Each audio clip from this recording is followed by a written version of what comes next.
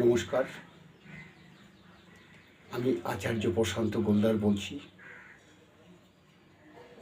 হ্যাঁ বাবু, তোমায় বলছি।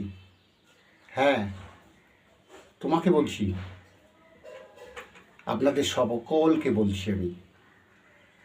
দেখুন, পৃথিবীতে মানুষের বেঁচে থাকতে গেলে অর্থের প্রয়োজন, তারপর বাড়ি ঘর, তারপরে আনন্দ ফুর্তি, এরও প্রয়োজন অবশ্যই। তার সাথে সাথে পেছনে পড়ে আছে আপনার আধ্যাত্মিক লাইন, এই মায়ের চিন্তা ভাবনা। আমার ব্যক্তিগত কথা, আমার মা। এবার আপনাদের কোন ইষ্ট দেবতা, শিব, কালী, কৃষ্ণ, যে যাকে ভালোবাসেন, সারাদিন অন্তত 10 থেকে 15 মিনিট তার ধ্যানে মগ্ন থাকেন, তার চিন্তা ভাবনা করেন, তাহলে আপনার জীবন সার্থক। যেমন আপনার বেঁচে থাকতে গেলে অর্থ দরকার, সংসার জীবন গড়তে গেলে বাড়িঘর দরকার, সুখ শান্তি পেতে গেলে গাড়ি, বিষয় সম্পদ, এগুলোও প্রয়োজন। তার সঙ্গে সঙ্গে কেন বললাম আমি এই আধ্যাত্মিক লাইনে? কারণ এই আধ্যাত্মিক লাইন আপনার আপদ বিপদ, শত্রু, গ্রহগত কন্ডিশন সব রুখে দেবে। কারণ আপনি যদি তার সাধনা করেন, এই জগৎ পিতা জগৎ মাতার সাধনা যদি করেন আপনি, সে তো সন্তুষ্ট হয়ে আপনার আপদ বিপদের যে চিন্তা ভাবনা তাকে জানাবেন, সে তাকে উদ্ধার করে দেবে। এটাই ধর্ম, এটাই সত্য, এটাই বাস্তব। আমরা মন্ত্র বলি, মন্ত্র মানে আমরা কিছু মুখে উচ্চারণ করে আলোচনা করে, কোনো একটা কবিতা হোক, ছন্দ হোক, কোনো একটা প্রতিকারের বিষয় নিয়ে হোক, একটা মন্ত্র, সেইটাই হবে মন্ত্র উচ্চারণ করে কোনো মায়ের দোহাই দিলাম, কোনো বাবার দোহাই দিলাম, কোনো ঠাকুরের দোহাই দিলাম, আমার এই কাজটা করে দে, এইটাই মন্ত্র। তাই আপনি কন্টিনিউ যদি সেই ইষ্ট দেবতাকে স্মরণ করেন, তাকে জানান, তাকে যদি বলেন, আপনার ওটাও মন্ত্র হবে। তাই এইগুলো যত মন্ত্র বা এইসব যতগুলো আপনার মনের মধ্যে জাগবে, সেগুলো কন্টিনিউ রেয়াজ করলে, কন্টিনিউ মনে মনে ভাবলে, সেগুলো পাওয়ার তৈরি হয়। এই পাওয়ার শক্তিতে কাজ হয়। আগেকার মুনি ঋষিরা জপ সাধনার মধ্যে তারা লিপ্ত থাকতো, কারণ ওই একটাই চিন্তা ভাবনা হতো তাদের, হে ঈশ্বর, আমি যেন মানুষের সেবা করতে পারি, মানুষের মঙ্গল করতে পারি। যে যেটা মনে মনে ভাবে সেইটাই তার সাধনা নিয়ে সে থাকে। যখনই সাধনা সিদ্ধি লাভ হয়, তখন বোঝা যায় যে আমার মুখের বাক্যটাই সত্যি হলো। তখন বোঝা যাবে যে আমার সাধনায় আমি কিছুটা লাভবান হয়েছি, কারণ আমি যে চিন্তা ভাবনা করেছি, আমার চিন্তা ভাবনা সফল হয়েছে। তাই আপনাদের বলবো, প্রত্যেক হিন্দু, মুসলিম, খ্রিস্টান যেই হোক, তার ইষ্ট দেবতা যে উপরওয়ালা, আল্লাহ, ভগবান, গড, যে যাকে ভাবে, অন্তত 10 থেকে 15 মিনিট তার নাম সাধনা করে, তাতে আপনাদের মঙ্গলের জন্য। হ্যাঁ বাবা, তোমায় বলছি। হ্যাঁ মাসিমা, আপনাকে বলছি। হ্যাঁ বাবাজি, আপনাকে বলছি। সবার ক্ষেত্রে জানি না, এই যে বাস্তব কথাগুলো বলছি, আপনাদের কত প্রিয় কত অপ্রিয় জানি না, হয়তো আমাকে ভালো নাও লাগতে পারে আমাদের, কিন্তু আমার কথা অনুযায়ী আপনারা করুন, দেখুন, এতে পয়সা লাগছে না, এমন কিছু পরিশ্রম নয়, তাতে আগামী দিন আপনার সংসার, আপনার পরিবার, আপনি সবাই ভালো থাকবেন। এবং যে কথাটা আলোচনা করছেন আপনি পারছেন না, এই যে কথাটা আলোচনা করছি, এই আলোচনা কাউকে জানান, তাতেও আপনার কিঞ্চিত পরিমাণে কাজ হবে। কারণ এই যে ধর্মের আলোচনাটা আপনি কাউকে থ্রো করছেন যে এই কাজটা তুই কর, আপনার মন থেকে বলছে, এটাও ঈশ্বরকে জানানো, তাকে জানানো, তাতেও আপনার কাজ। দেখুন, আপনারা, আমিও দেখছি, আপনারাও দেখছেন, এখনকার ইউটিউবার, ফেসবুকে, মোবাইল হয়ে যেসব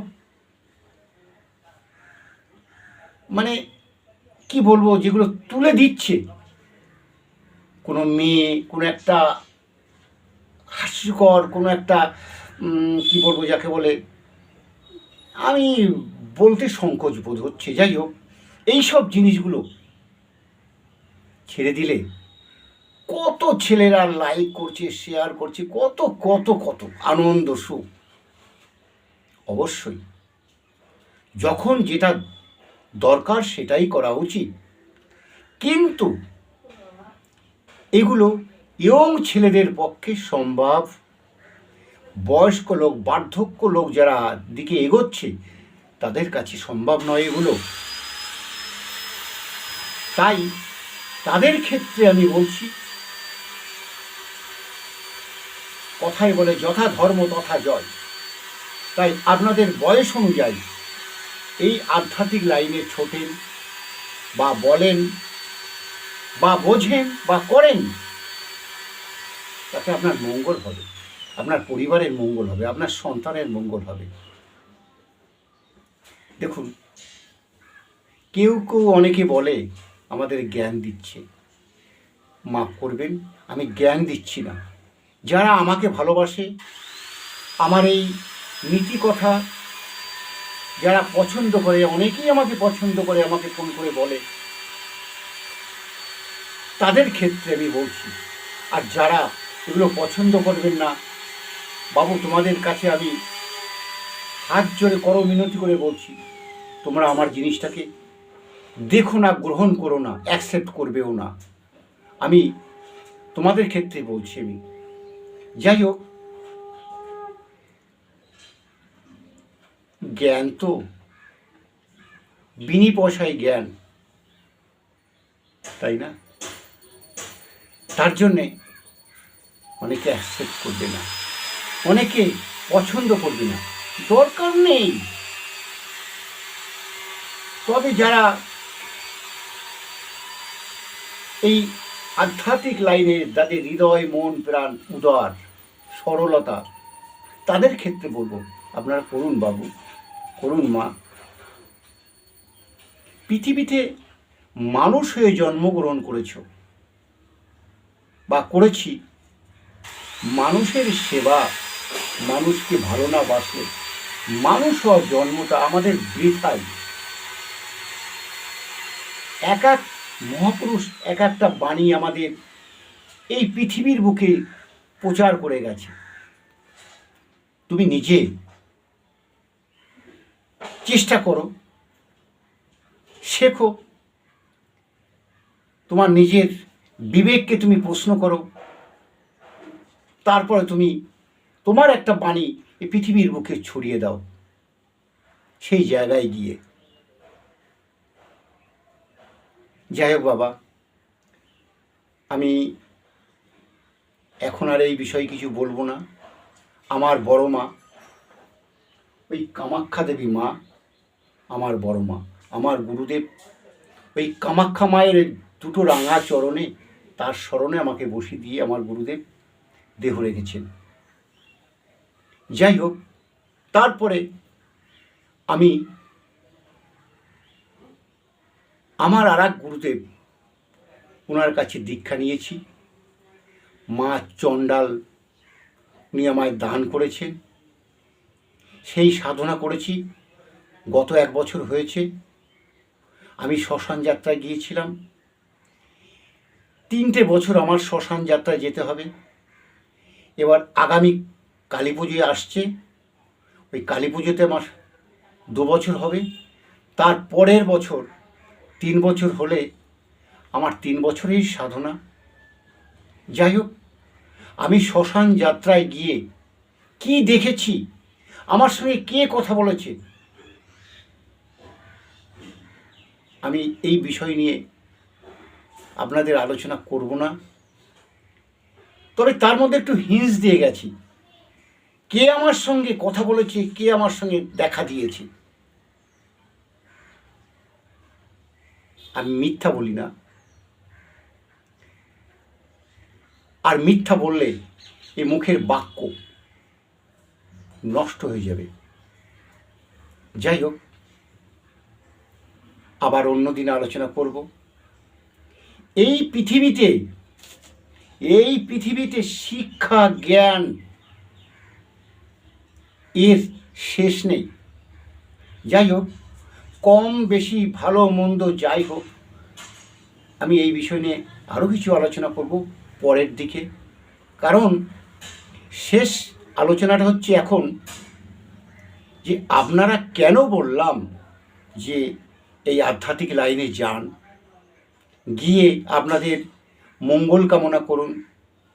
এই যে আমাদের ক্ষেত্রে যেমন কোনো কারোর আপদ বিপদ, বাড়ির ভূত পেট, কারুর প্রতি ভূত পেট, অশুভ গ্রহের প্রভাব তাকে অ্যাটাক করেছে, আমাদের প্রতিকার করে দিই কোনো গাছ গাছরা, তন্ত্রক্রিয়া শক্তি, আমার দৈব শক্তি ওই মা চণ্ডাল, তার কিছু চরণ ধুলি দিয়ে সেই কবচকে শোধন করে মন্ত্রপুত করে আমরা ব্যক্তিকে দেয়া হয়, তাতে তার মঙ্গল হয়।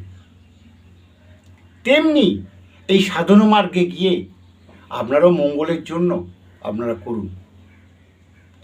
এই বলে আমি এই ক্ষুদ্র আলোচনাটা এখন সমাপ্ত করি। আর আমার মায়ের আশীর্বাদ ভালোবাসা নিয়ে আপনাদের মায়ের তরফ থেকে আশীর্বাদ করি, আমার তরফ থেকে ভালোবাসা আশীর্বাদ রইল। আপনারা পরিবারের সবাইকে নিয়ে সুখে থাকেন, ভালো থাকেন। জয় মা কামাখ্যা দেবী, জয় মা কামাখ্যা দেবী, জয় মা কামাখ্যা দেবী।